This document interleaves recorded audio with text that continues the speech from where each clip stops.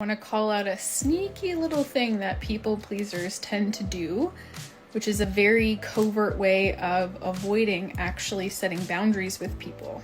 And it's 2 words: right now. I'm just not really in a place in my life right now. I just don't really have the time for you right now.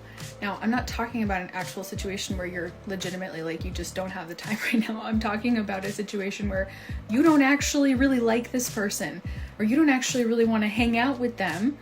Maybe they like you more than you like them. They want to spend more time with you. But instead of actually getting clear about what you want, you just gloss over it with this nice phrase of right now, sort of kicking the can down the road. It does not do anybody any favors to do that, because you're actually putting that person in a place of disempowerment.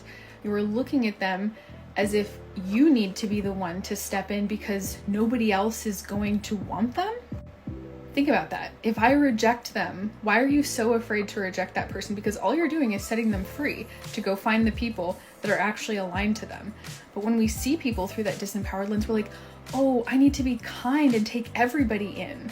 No, you don't. You need to know yourself and be honest with what you actually need and want. Your time and energy are very precious. Surround yourself with people who are a fuck yes.